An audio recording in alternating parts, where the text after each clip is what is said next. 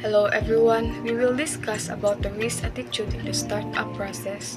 First, let me explain to you what is risk attitude in the startup process. Risk attitude in the startup process refers to the willingness of entrepreneurs to take on uncertainty and potential loss in pursuit of their business goals. Sa proseso sa pagsugod sa usa ka negosyante sa walay pagkasiguraduhan sa negosyo o potensyal nga pagkawala, pero nagpadayon gyapon sila sa ilang negosyo. Risk attitude have an impact on not only the decision to become an entrepreneur but also the survival and failure rates of the entrepreneurs.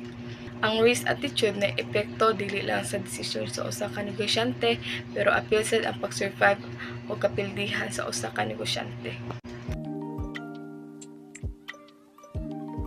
Risk management is successful entrepreneurs normally accept risk, they carefully manage and mitigate them. This involves identifying potential risks, developing strategies to minimize them, and being prepared to adapt to unexpected challenges. So ang mga successful nga entrepreneurs is ga-adapt sila og mga risk pero dili nila basta-basta lang. So iyan ang careful kasi sila nga pag-manage o ila mitigate to involves identifying potential risk. So dira ga-develop ang strategies nga sa sige nag-take risk, ga-minimize na para sila. Ang risk is gamay na lang para sila. Tungod kay ka-develop na o prepared na sila to adapt another unexpected challenges. Risk tolerance. Each entrepreneur has a different level of risk tolerance, which influence their decision-making process. Some entrepreneurs are comfortable taking on significant risks, while others prefer a more conservative approach.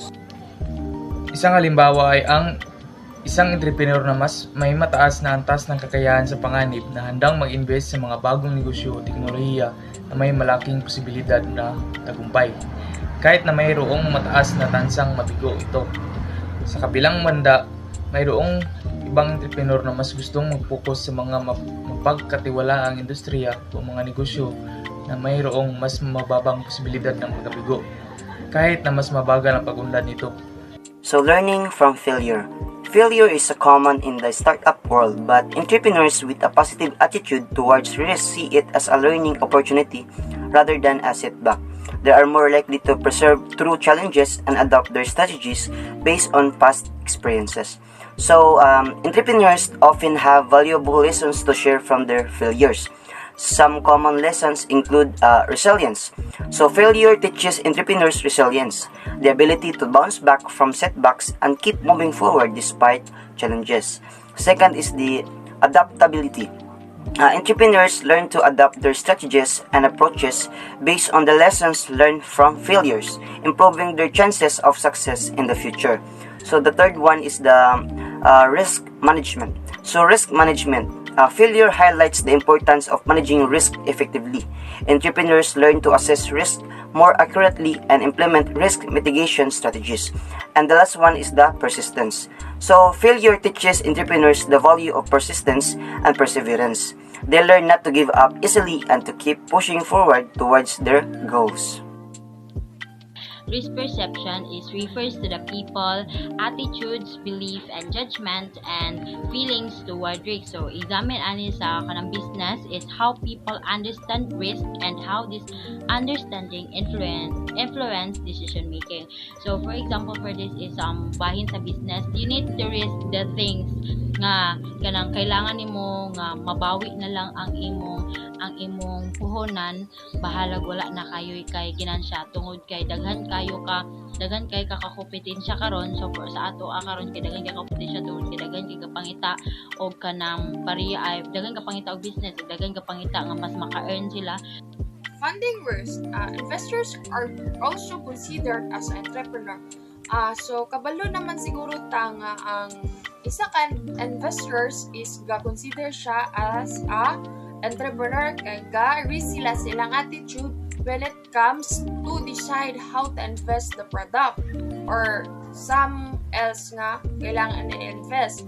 And some investors are attached to high risk, high reward venture. So ang uban daw nga investors or entrepreneur kay ga-attach sila sa ilahang high risk, high reward venture.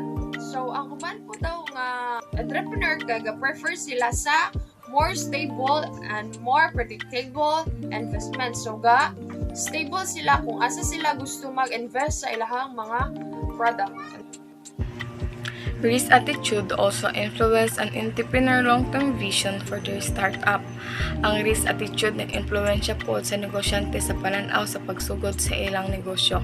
Risk-averse entrepreneurs may prioritize stability and steady growth, while risk-tolerant entrepreneurs may aim for rapid expansion and scalability.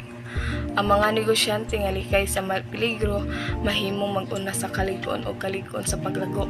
Samtang ang risk tolerant, ang mga negosyante magparaya sa peligro mahimong mas paspas o palad o pagdako sa ilang negosyo.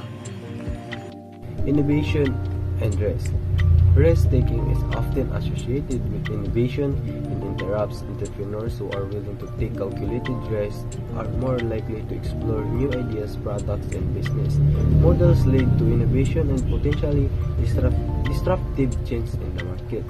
So, innovation is involves introducing a new ideas, products, or method to improve or change existing system. If often requires taking risk by investing time, resources, and effort into uncertain vectors. While innovation can lead to success and progress, it also entails the possibility of failure and setbacks. However, without risk, there can be no innovation, as progress often requires stepping into the unknown and being willing to explore new possibilities.